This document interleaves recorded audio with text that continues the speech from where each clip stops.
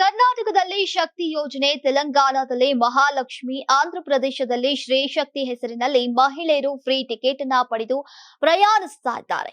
ಇದೀಗ ಆಂಧ್ರ ಪ್ರದೇಶದ ಮೈತ್ರಿ ಸರ್ಕಾರವು ಈಗ ಇಂದ್ರಧನುಸ್ಸು ಎಂಬ ಹೊಸ ಯೋಜನೆಯಡಿ ಹಲವು ಪುರುಷರಿಗೂ ಕೂಡ ಈ ಉಚಿತ ಪ್ರಯಾಣದ ಭಾಗ್ಯವನ್ನ ಕಲ್ಪಿಸಿದೆ. ಕಳೆದ ವರ್ಷ ಡಿಸೆಂಬರ್ 3ರಂದು ಅಂತಾರಾಷ್ಟ್ರೀಯ ವಿಕಲಚೇತನರ ದಿನದಂದು ಆಂಧ್ರಪ್ರದೇಶ ಮುಖ್ಯಮಂತ್ರಿ ನಾರಾ ಚಂದ್ರಬಾಬು ನಾಯ್ಡು ಈ ಇಂದ್ರಧನುಸ್ಸು ಯೋಜನೆಯನ್ನ ಘೋಷಿಸಿದ್ರು. ಈ ಯೋಜನೆಯಡಿ ಈಗ ವಿಕಲಚೇತನರ ಕಲ್ಯಾಣಕ್ಕಾಗಿ 7 ಕಾರ್ಯಕ್ರಮಗಳನ್ನ ಜಾರಿಗೊಳಿಸುವುದಾಗಿ ತಿಳಿಸಿದ್ರು.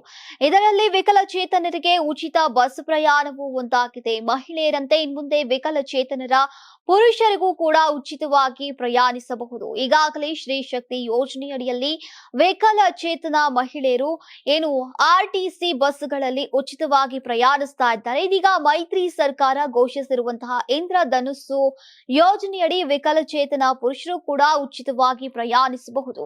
ಕಳೆದ ಫೆಬ್ರವರಿ 24ರಂದು ನಡೆದಂತಹ ರಾಜ್ಯ ಸಚಿವ ಸಂಪುಟ ಸಭೆಯಲ್ಲಿ ಈ ನಿರ್ಧಾರಕ್ಕೆ ಅನುಮೋದನೆ ಸಿಕ್ಕಿತ್ತು. ಫೆಬ್ರವರಿ 28ರಂದು ವಿಕಲಚೇತನರ ಉಚಿತ ಪ್ರಯಾಣಕ್ಕೆ ಸಂಬಂಧಿಸಿದ ಆದೇಶ ಹೊರಬಿದ್ದಿದೆ.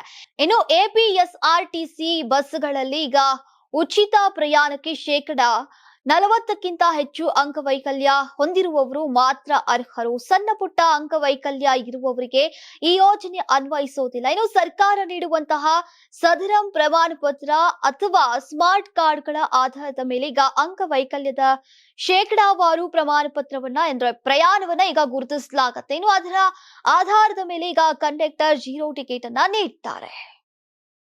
Karnataka TV leader awards 2025 best MLA nomination Bengaluru ವಿಭಾಗ ಎಸ್ಆರ್ ವಿಶ್ವನಾಥ್ ಯಲಹಂಕ ಕ್ಷೇತ್ರ, ಪ್ರಿಯಾ ಕೃಷ್ಣ ಗೋವಿಂದರಾಜನಗರ ಕ್ಷೇತ್ರ, ಎಚ್ಸಿ ಬಾಲಕೃಷ್ಣ ಮಾಗಡಿ ಕ್ಷೇತ್ರ, ಸತೀಶ್ ರೆಡ್ಡಿ ಬೊಮ್ಮನಹಳ್ಳಿ ಕ್ಷೇತ್ರ, ಉದಯ್ ಬಿ ಗರುಡಾಚಾರ್ ಚಿಕ್ಕಪೇಟೆ ಕ್ಷೇತ್ರ, ಎಸ್ ರಘು ಸಿವಿರಾಮನ್ ನಗರ ಕ್ಷೇತ್ರ, ರಿಜ್ವಾನ್ ಅರ್ಷದ್ ಶಿವಾಜಿನಗರ ಕ್ಷೇತ್ರ, ಎನ್ಎ ಆರಿಸ್ ಶಾಂತಿನಗರ ಕ್ಷೇತ್ರ, ಶರತ್ ಬಚ್ಚೇಗೌಡ ಹೊಸಕೋಟೆ ಕ್ಷೇತ್ರ, ಧೀರಜ್ ಮುನಿರಾಜು ದೊಡ್ಡಬಳ್ಳಾಪುರ ಕ್ಷೇತ್ರ, ಎನ್ ಶ್ರೀನಿವಾಸಯ್ಯ ನೆಲಮಂಗಲ ಕ್ಷೇತ್ರ, ಎಂ ಕೃಷ್ಣಪ್ಪ ಬೆಂಗಳೂರು ದಕ್ಷಿಣ ಕ್ಷೇತ್ರ.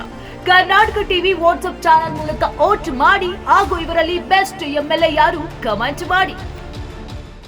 ನೀವು ಸಣ್ಣ ಆಗ್ಬೇಕಲ್ವಾ? ಅದು ಒಂದು ಉತ್ತಮ ಆಹಾರದಿಂದ ಸಣ್ಣ ಆಗ್ಬೇಕಲ್ವಾ? ಪ್ರತಿದಿನ ನಮ್ಮ ಜೀನಿ ಸ್ಲಿಮ್ ನ ಯೂಸ್ ಮಾಡಿ ಯಾವುದೇ ಸೈಡ್ ಎಫೆಕ್ಟ್ ಇಲ್ದಂಗೆ ನೀವು ಸಣ್ಣ ಆಗ್ತೀರಾ.